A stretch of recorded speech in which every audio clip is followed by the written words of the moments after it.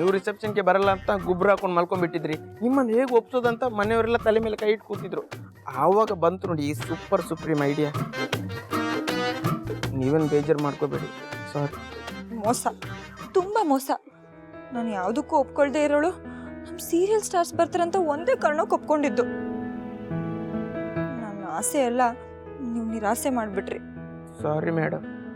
ಹೋಗ್ರಿ, ನೀವು ನಂಗೆ ಮೋಸ ಮಾಡಿಬಿಟ್ರಿ. ನಾನು ಎಷ್ಟೊಂದು ಆಸೆ ಇಟ್ಕೊಂಡಿದ್ದೆ, ಅವ್ರು ಬಂದಾಗ ಅವ್ರ ಜೊತೆ ಮಾತಾಡಬೇಕು, ಅವ್ರ ಜೊತೆ ಸೆಲ್ಫಿ ತಗೋಬೇಕು ಅಂತ. ಆದರೆ ನಂಗೆ ತುಂಬ ಬೇಜಾರಾಗಿದೆ, ತುಂಬ ಹರ್ಟ್ ಆಗಿದೆ. ನೀನು ನಮಗೆ ಮೋಸ ಮಾಡಿ ಹರ್ಟ್ ಮಾಡಿದಾಗ ಇದೆಲ್ಲ ನೆನಪಾಗ್ಲಿಲ್ವಾ? ರಿಸೆಪ್ಷನ್ಗೆ ಬರಲ್ಲ ಅಂತ ಹಠ ಮಾಡ್ತೀಯಲ್ಲ, ಕಾರಣನೇ ಇಲ್ಲದೆ ನಾವೆಲ್ಲ ಏಜೆ ಹತ್ರ ಬೈಸ್ಕೊಂಡ್ವಿ. ಅವಾಗ ನಮ್ಮ ಮನ್ಸಿಗೆ ಎಷ್ಟು ನೋವಾಗಿದೆ ಗೊತ್ತಾ? ನಿನ್ನ ಲೆವೆಲ್ಗೆ ಸೆಲೆಬ್ರಿಟೀಸ್ ಬೇರೆ ಕರ್ಸ್ಬೇಕಾ?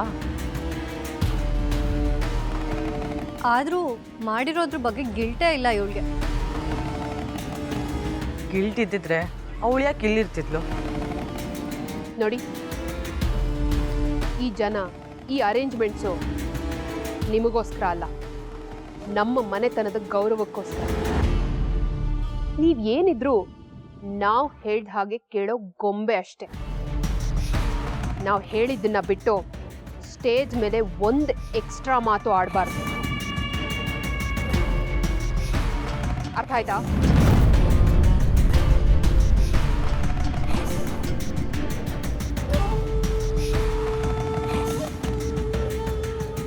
ಬನ್ನಿ ಮೇಡಮ್.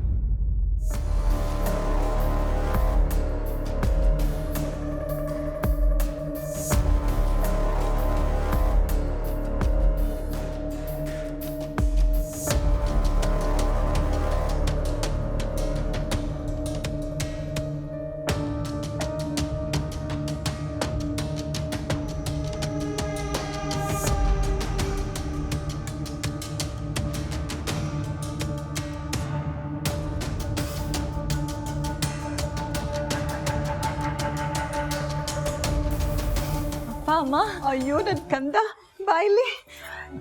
ಎಷ್ಟು ಚೆನ್ನಾಗಿ ಕಾಣಿಸ್ತಿದ್ಯೆ ಈ ಡ್ರೆಸ್ನಲ್ಲಂತೂ. ಬಾರ್ಬಿ ಡಾಲ್ ತರ ಕಾಣಿಸ್ತಿದ್ಯಾ ನೀನು. ದೃಷ್ಟಿನೇದಾಗುತ್ತೆ. ಹೌದಾ? ಇರು, ದೃಷ್ಟಿ ತೆಗೆದು ಬಿಡ್ತೀನಿ. ಅಯ್ಯೋ ಅಮ್ಮ, ಏನ್ ದೃಷ್ಟಿ ಆಗಿದೆಯಾ ನಿನಗೆ. ನಾನು ಹೇಳ್ತೀನಿ, ಈ ಡ್ರೆಸ್ ಅಂತೂ ನಿನಗೆ ತುಂಬಾ ಚೆನ್ನಾಗಿ ಹೋಗ್ತಿದೆ. ಹೌದು. ನಿಮ್ದೇನಾದ್ರು ಹೇಳೋದಿದ್ಯಾ? Okay okay. ಇಲ್ಲಡಮ್ಮ, ಮೀಡಿಯಾದವರೆಲ್ಲ ನಿನ್ನನ್ನೇ ಹುಡ್ಕೊಂಡು ಬರ್ತಾರೆ.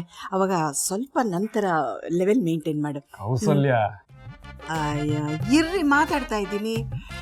ಆಮೇಲೆ ಮೀಡಿಯಾದವರು ಏನಾದರೂ ಪ್ರಶ್ನೆ ಕೇಳಿದ್ರೆ ಈ ಸಕ್ಸಸ್ಗೆಲ್ಲ ನಮ್ಮ ಮನೆ ಕಾರಣ. ಏನೇ ಇದು? ಅಯ್ಯೋ, ನಿಮ್ಮ ಹೆಸರು ಹೇಳ್ತೀನಿ ಬಿಡಿ.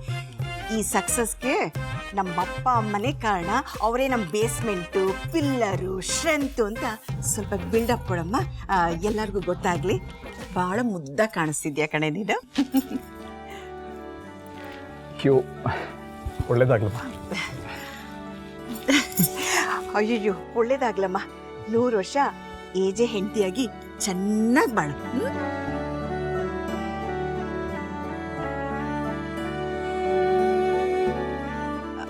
ಹೋಗಮ್ಮ, ಇಲ್ಲಿ ಯಾಕೆ ನಿಂತಿದೆ? ಹೋಗು.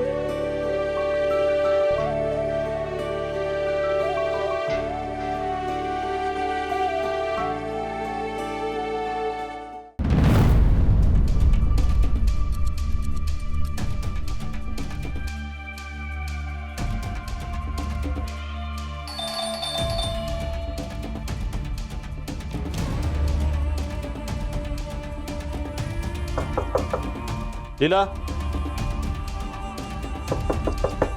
ಲೀಲಾ, ಏನ್ ಮಾಡ್ತಾ ಇದ್ದಾಳೆ ಇವಳು? ಲೀಲಾ, ಎಲ್ಲ ರೆಡಿ ಇದೆ, ಎವ್ರಿಬಡಿ ಇಸ್ ವೇಟಿಂಗ್, ಬಾ. Leela, such irresponsible girl. ಹೆಂಗ್ ಹ್ಯಾಂಡಲ್ ಮಾಡೋದು ಇವಳನ್ನ? ಲೀಲಾ, ಬೇಕು ಅಂತಾನೆ ಮಾಡ್ತಾಳೆ ಅನ್ಸುತ್ತೆ. ನಮ್ಮನಿಗೋಸ್ಕರ ಸಹಿಸ್ಕೋಬೇಕಷ್ಟೇ ಹೇಳೋಣ.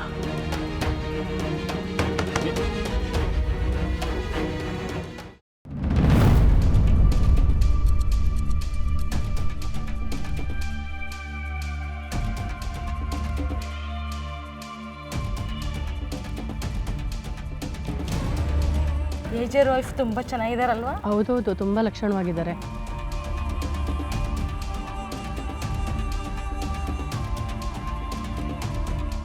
ಮತ್ತೆ ತಮಾಷೆನ ಅವಳು ಪುಟ್ಟು ಮಗು ಆಗಿದ್ದಾಗ ಅವಳಿಗೆ ಬಾದಾಮಿ ಎಣ್ಣೆ ಹಾಕಿ ಚೆನ್ನಾಗಿ ಮಸಾಜ್ ಮಾಡ್ತಿದ್ದೆ, ಅದಕ್ಕೆ ಆ ಪಾಟಿ ಕಲರ್ ಅವಳು. ನಂತರ ನಾನು ನೋಡೇ ಇಲ್ಲ.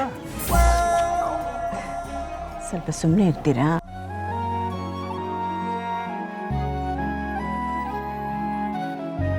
ಏನು ಮೇಡಮ್, ಏಜೆ ಸಾರು ನೀವು ನಮ್ಮನ್ನು ಆಟ ಆಡಿಸ್ಬೇಕು ಅಂತಿದ್ದೀರಾ? ಏಜೆ ಸರ್ ಸ್ಟೇಜ್ ಮೇಲೆ ಇದ್ದರೆ ನೀವಿರಲ್ಲ, ಇಬ್ಬರು ಒಟ್ಟಿಗೆ ಕಾಣಿಸ್ಕೋಬಾರ್ದು ಅಂತ ಏನಾದ್ರು ತೀರ್ಮಾನ ಮಾಡಿದ್ದೀರಾ?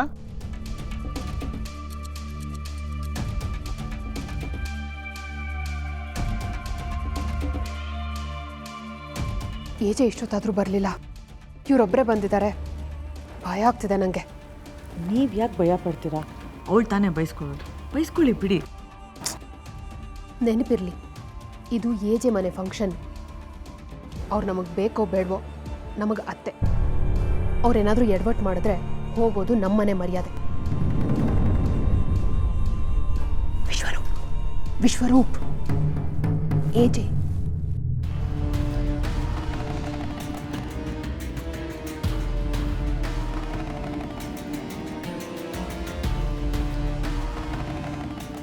ಏನಮ್ಮ, ಗಂಡ ಹೆಂಡತಿ ಒಟ್ಟಿಗೆ ಕಾಣಿಸ್ಕೋಬಾರ್ದಂತ ಡಿಸೈಡ್ ಮಾಡಿದ್ದೀರಾ ಅಥವಾ ಇದರಿಂದ ಏನಾದ್ರು ಪ್ಲ್ಯಾನ್ ಇದೆಯಾ?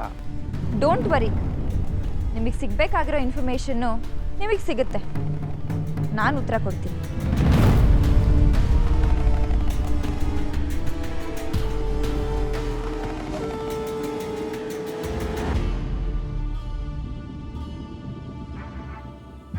ಮೇಡಮ್, ನಿಮ್ಮ ಹಸ್ಬೆಂಡ್ ಹೇಳಿದ್ರು ಇವತ್ತು ರಿಸೆಪ್ಷನ್ ಅಲ್ಲದೆ ಬೇರೆ ಏನೋ ಮಾತಾಡಬೇಕಿದೆ ಅಂತ. ಅದ್ರ ಬಗ್ಗೆ ನಿಮ್ಗೇನಾದರೂ ಐಡಿಯಾ ಇದೆಯಾ?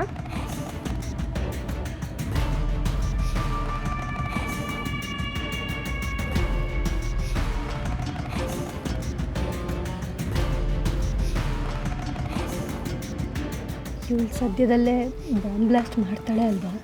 ಬ್ಲಾಸ್ಟ್ ಮಾಡಲ್ಲ, ಅವಳಿಗೆ ಒಳ್ಳೆ ಸೊಂಟಕ್ಕೆ ಬಾಂಬ್ ಕೊಟ್ಕೊಂಡು ಬ್ಲಾಸ್ಟ್ ಮಾಡ್ಕೊತಾಳೆ.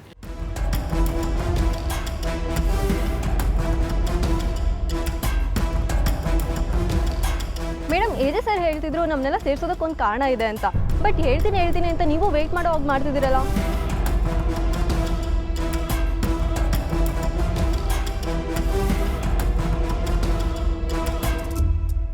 ನೀವು ಕಾಯೋ ಅವಶ್ಯಕತೆ ಇಲ್ಲ, ಎಲ್ಲ ನಾನೇ ಹೇಳ್ತೀನಿ.